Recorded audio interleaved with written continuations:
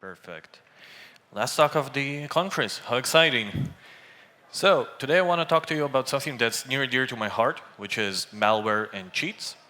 We're going to start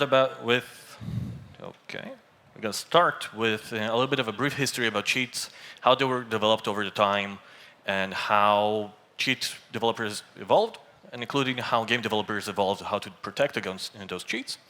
And then we're going to talk about a specific case where a cheat developer got caught red-handed, a very interesting case. So let's get started.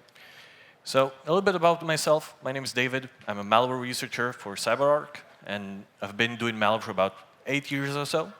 At the same time, I've been a game developer as a hobby, and I helped both manage and create a little indie game studio. So right now, I'm not doing that too much because I'm into security and malware, but that's that. And an interesting fact about me is I'm a foodie, and about 3 weeks ago, I graduated from culinary school, so I'm officially a trained chef. Thank you. So let's get started. Just a random question. How many of you here have ever cheated in a game? Good to see that pretty much everyone. So I'm in good company.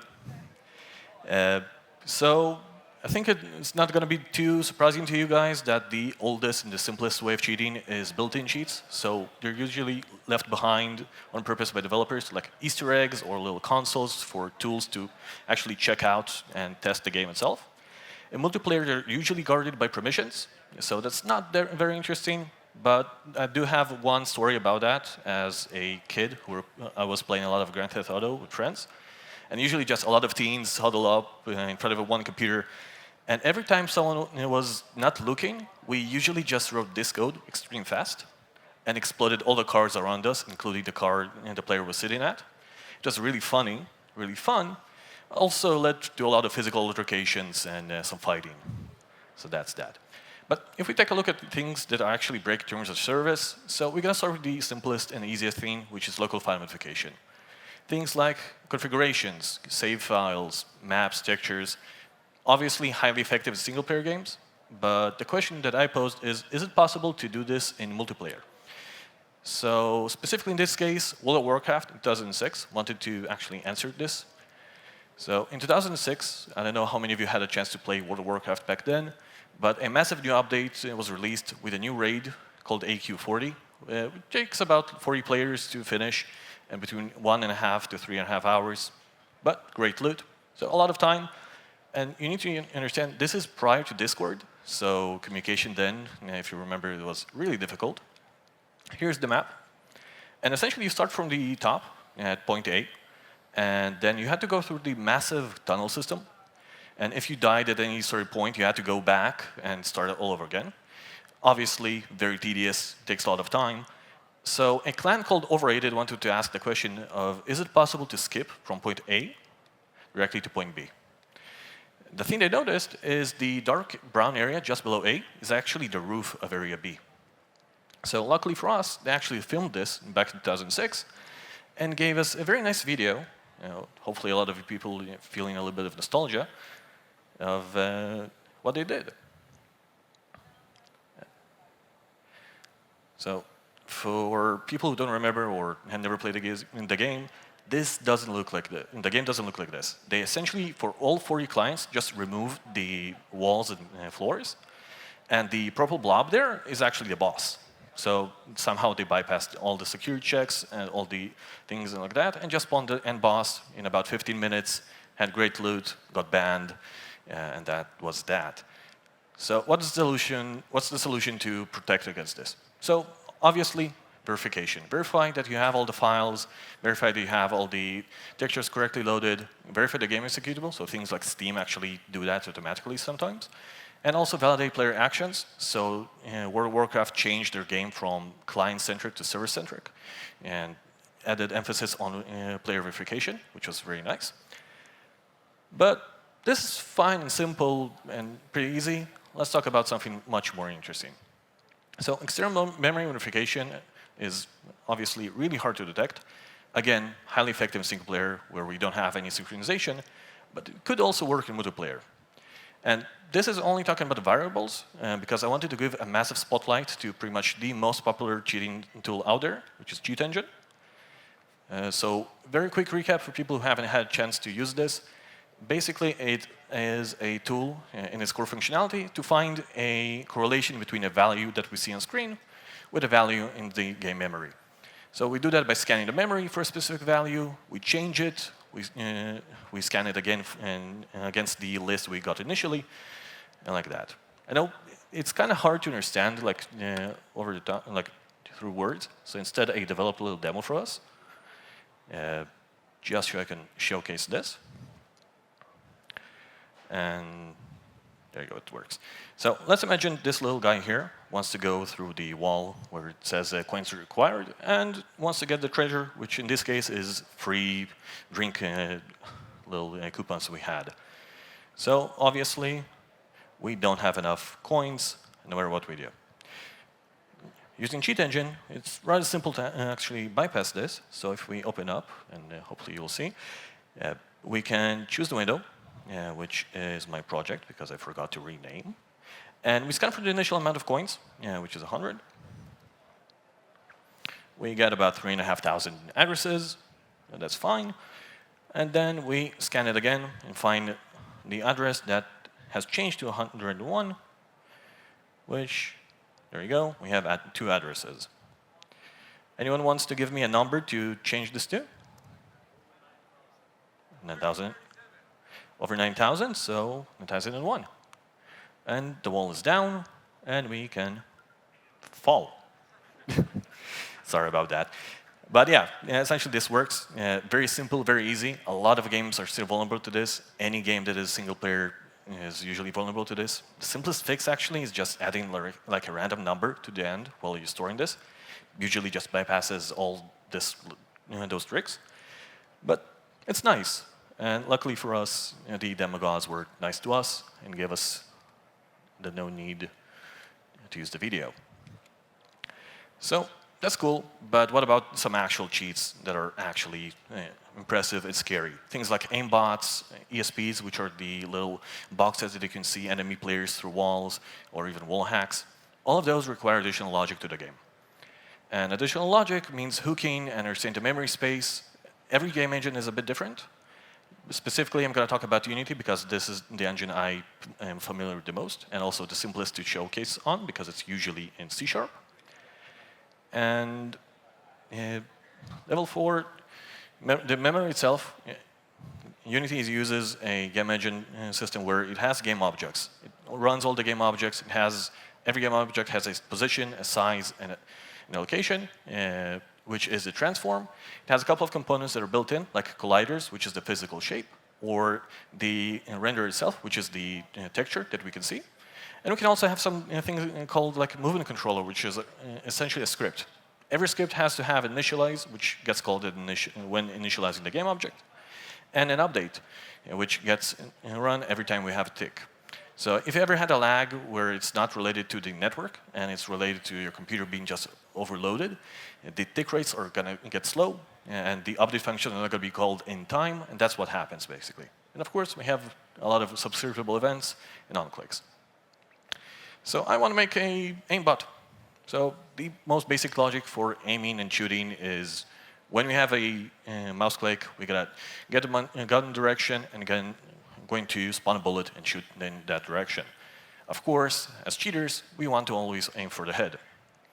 And it sounds simple, right? We're gonna just bypass the get direction, override it, and now we have a aimbot.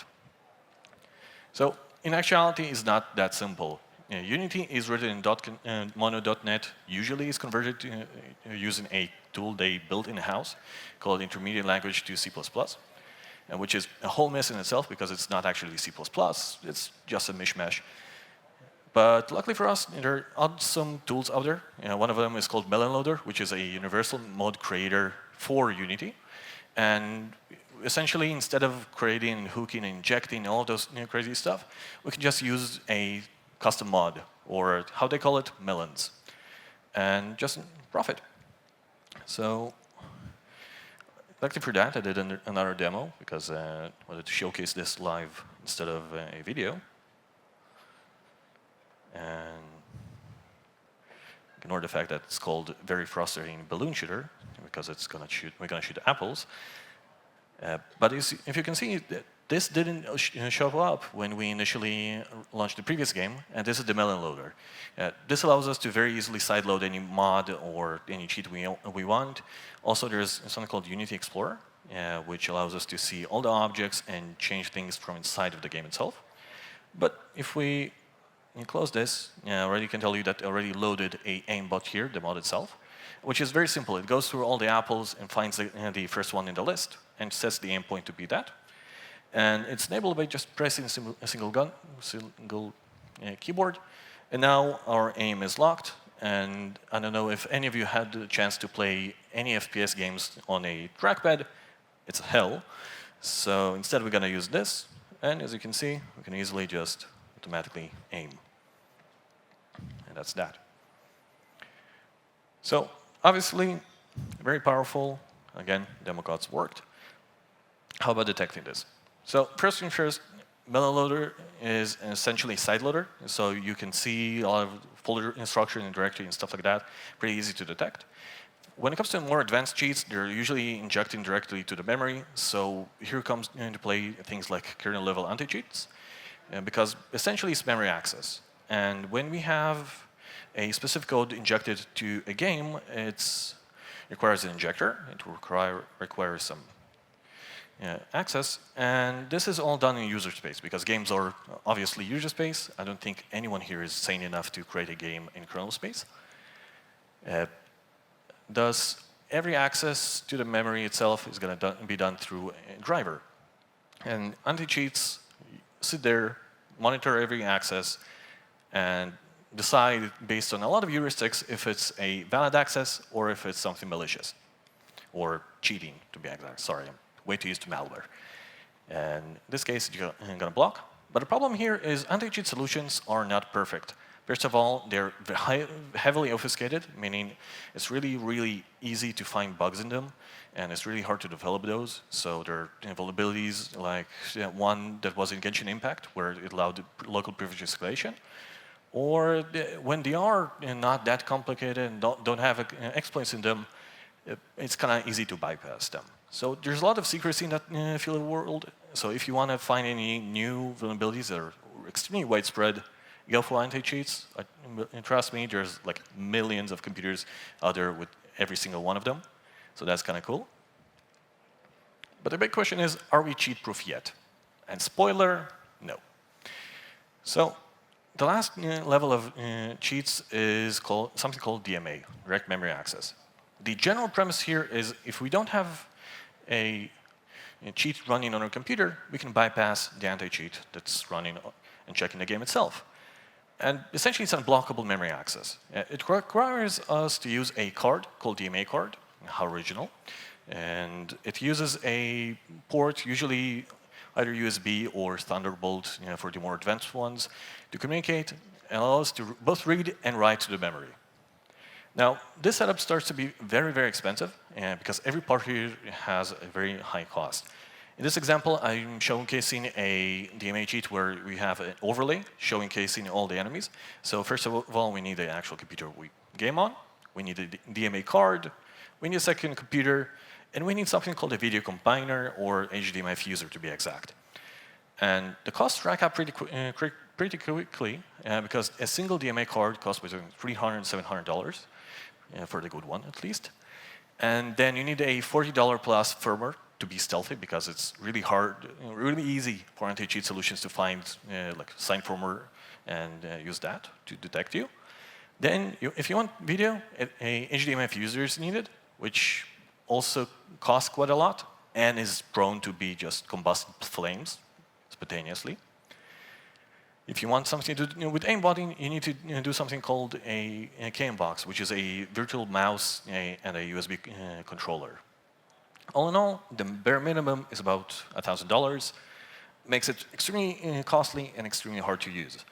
Thus, not a lot of anti-cheat solutions actually try to detect this because the entry cost is so high.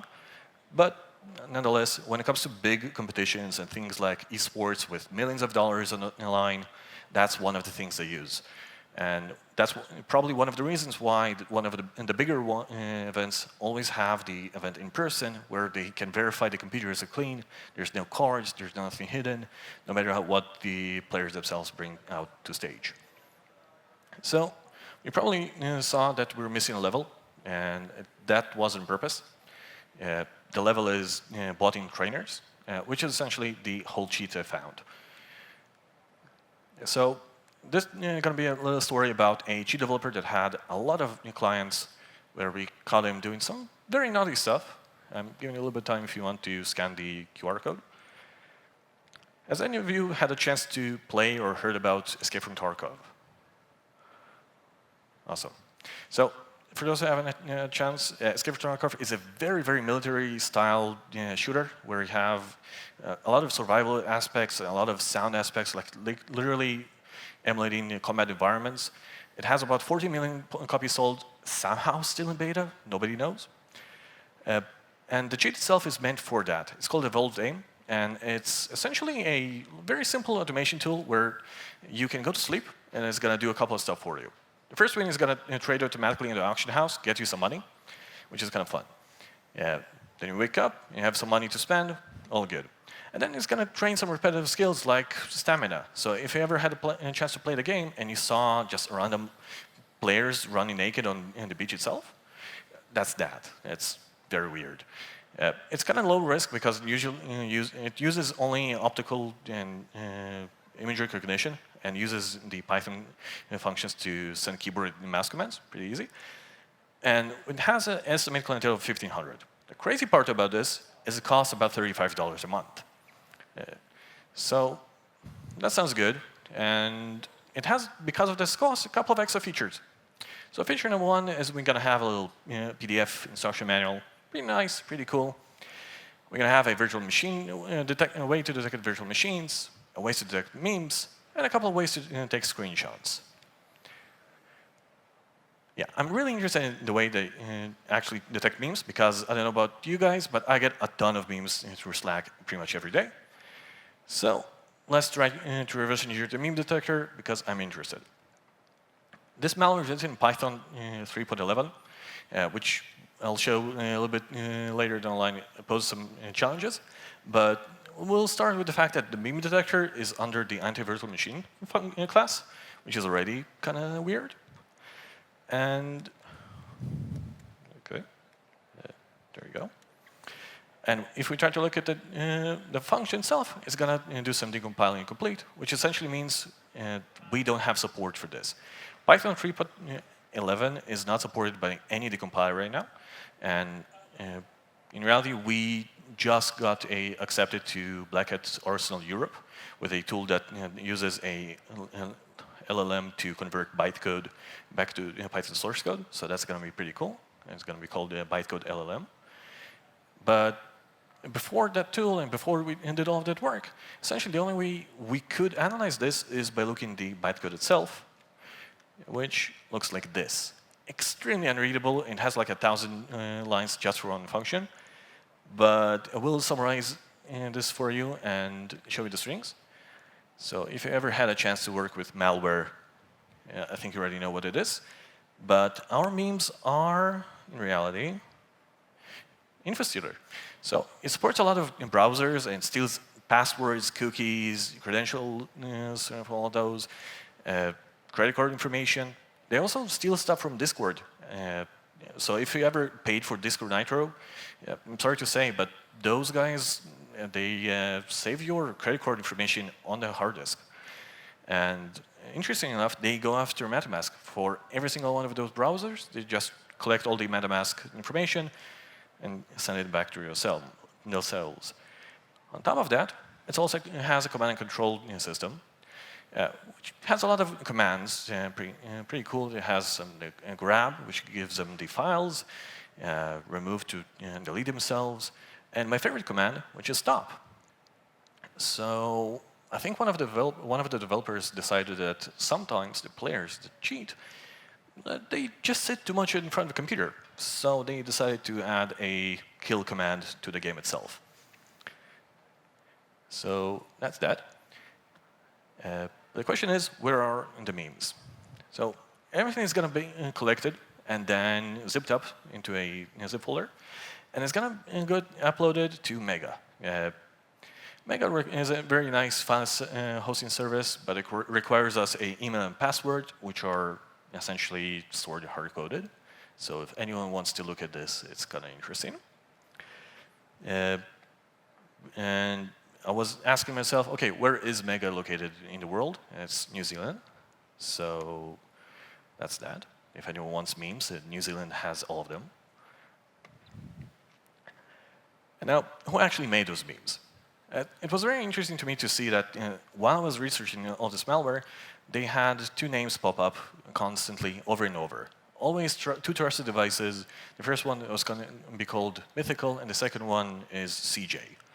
And it kept popping up every time, and it was very interesting to see, but I had no clue who those guys are. Until I showed up to their Discord, where they support the tool, and they showed themselves. So yeah, cat people. But who cares, right? It's just one cheat, it's just a game. Again, 40 million copies, it might sound much, but in the gaming industry, it's not that big. But the problem is, it's the player base age. This game is meant for more adult people. People who are above 20, who like military stuff, a lot of combat situations. And that, with the added fact of hybrid workplaces and bring your device workplaces, just poses a lot of risk. So imagine just an employee playing on his computer and relaxing, doing whatever he wants, and then a cheat developer collects all of his information and then logs into your computer and your network itself, and you're compromised. And this is only just one example. The industry of gaming is worth over $184 billion. And just in 2019, which again is very outdated, it lost about $29 billion due to cheating. So if most of the cheats, and most of the cheats that are free look like that, we can assume that a lot of companies can get compromised through this, and I know for a fact that a couple of companies at least got exposed by this attack and got some exposure because of this. So, in conclusion, everyone who cheats, of course, cheats and can get affected, but people who don't cheat can get affected by this. This usually goes through the way of price. So the price of the game is usually hiked up because either companies need to provide for a security solution or to have a full-on team of moderators and developers and all that. And of course, again, the danger to the organizations, even though people are playing at home and relaxing, there still poses a problem. And kernel-level anti-cheat are awesome. They really do detect pretty much everything. So, for example, Vanguard from Riot Games is really, really awesome and very strong. Also gets loaded first in order and stuff like that. But the problem is they can get a lot of exploits in them. So a single exploit in anything like that, if you imagine a remote code execution with the amount of games, with the amount of users, just the amount of damage that could be done is massive. And again, never trust cat people. So these two blogs were published a couple of months ago, and it got some media traction. So it got some coverage in Italy, one of the biggest news articles for gaming. Also a couple of things in France, Israel, and one of my favorite things is Reddit, where we had a lot of debates of should this article even be published, because we basically exposed the cheat developer and those who cheat are safer. Here goes that. And yeah. Oh, and my favorite one is a YouTuber from Escape from Tarkov community that literally just read word for word what I wrote and did a 10-minute video giving his points on every single thing I did. So that was pretty ASMR-ish, listening to a whole article again read to you. And that's that.